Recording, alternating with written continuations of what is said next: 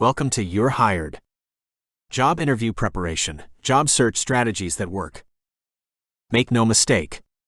Searching for work is work. It takes time, effort, and a lot of self-motivation to succeed in your search. While you have your skills and experience in place to apply for and land your dream job, or one that leads you to it, searching for a job requires a whole different set of skills. In many job markets, being invited for an interview can be like winning a lottery. Your resume likely got you in the door. Now you need to wow the interviewer and do your best in the interview to land the job. This book focuses on job interview preparation strategies to maximize your job searching effectiveness and is excerpted and expanded upon from my book You're Hired. Job search strategies that work. Nobody can make a promise if you follow their program. You will be guaranteed the results you are looking for, and I won't either. However, I'm confident if you follow the strategies outlined in this book, your chances of being successful in landing a job are increased. From my experience, one of the biggest problems job seekers often face is they feel they are coming from an inferior position and they don't have a lot of personal power. The belief being, the employer has the superior position and has all the power. Yes, they have the job and they have the power to give you the job, or not. What you may not realize is many hiring managers are under similar pressures as you, the job seeker. They have the pressure of finding the right candidate for the vacancy they need to fill. They are accountable to their superiors should the person they hire not work out. It has been said, an inappropriate hire can cost the organization an additional 30 to 50% over the job position's annual wage. This would include lost productivity incurred when the new hire is oriented, the cost of advertising for new applicants, and the time taken to interview and follow up with applicants. Hiring managers are under pressure to hire the right candidate. Your task is to become the only choice. The right choice. As I mentioned earlier, we are likely not experts at searching for jobs and landing one. It isn't something we do on a regular basis. As I researched the content for my book, You're Hired.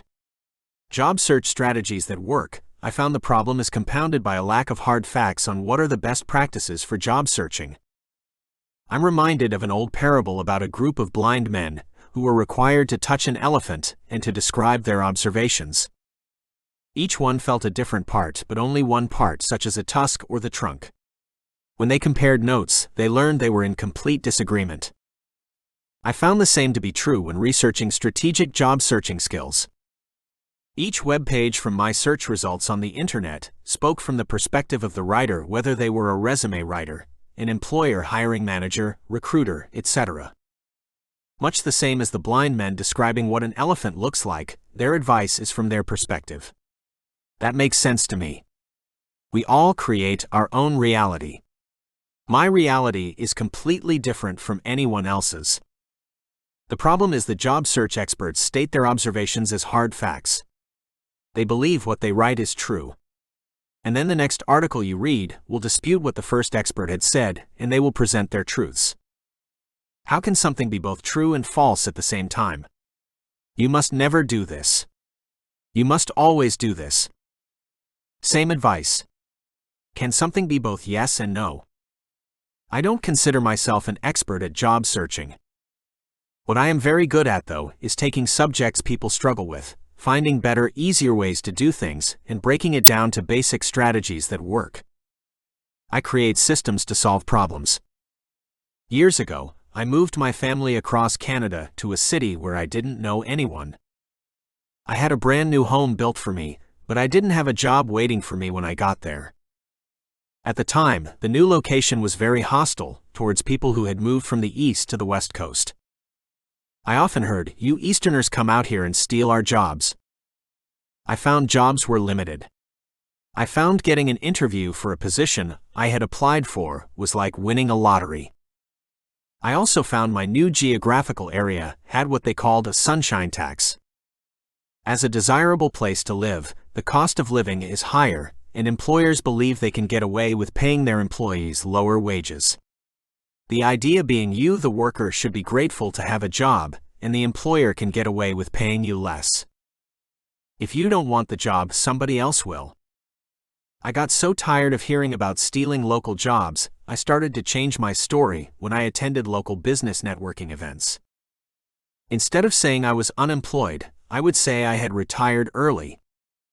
I was 39 years old, and the illusion I had retired early seemed to resolve the "you Easterners" complaint.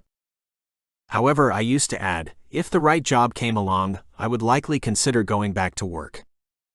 It was offered somewhat tongue-in-cheek. It took me a good 6 months to land a job. It wasn't as good a job as I had hoped. It was a compromise until something better came along. I describe my employment experience at my new location as being like a roller coaster ride. I went from being unemployed to employed. I went from not getting enough hours to getting too many. I went from being employed to being laid off. I went from being employed to being self-employed. Self-employment ended when I came back from a vacation to find my only client had sold their business, i.e. a vocational school, and the new owners had no idea who I was or had need of my services. Back to being unemployed. Then I got a job in another city. It was a 90-mile round trip daily. I went from being at the employer's beck and call for 3 years, working as many hours as I could as a casual staff. Then I got fired. Then I got unfired and a new job, same company, a few blocks away. I went from full-time to no time to part-time to even more part-time. Then less time and even less time. I had to tell my manager I couldn't afford to stay, and I couldn't afford to go. We solved the problem by me picking up hours from another worker who wanted to work less. The downside is I work a lot of night shifts, and it is still a 90-mile, 150-kilometer round trip for work.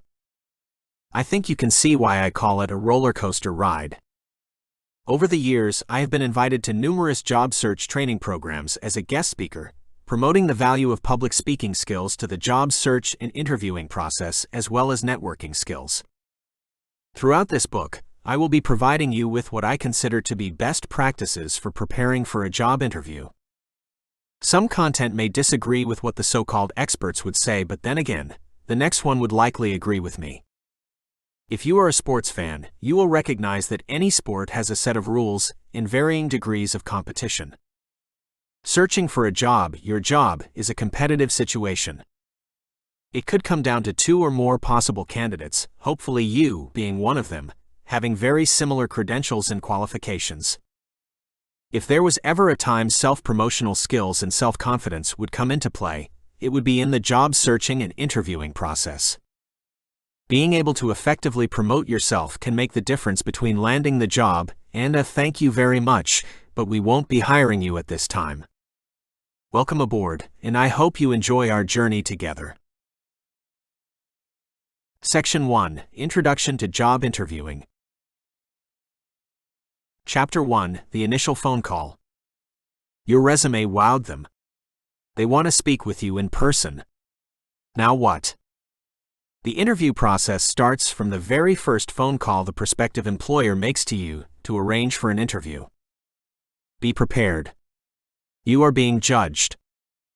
If you aren't available to take a phone call live and in person, your telephone answering machine, yes, some people still do have them, or your voicemail, should have an appropriate professional-sounding greeting. When you are job searching, it isn't the time to have a catchy novelty telephone greeting. Have pen and paper at the ready. Have easy access to your personal agenda or commitments so you can readily arrange for an interview appointment. Be prepared to ask them some quick questions in return. Questions you need to ask. Here are some questions to ask while you have them on the phone or in an email if that was their initial contact method. Time and location. Who will be conducting the interview? What format will the interview be? Are there other people being interviewed for the job? You might want to be careful with this question though. Is there anything you need to bring with you? In our next chapter, we look at preparing for your first interview.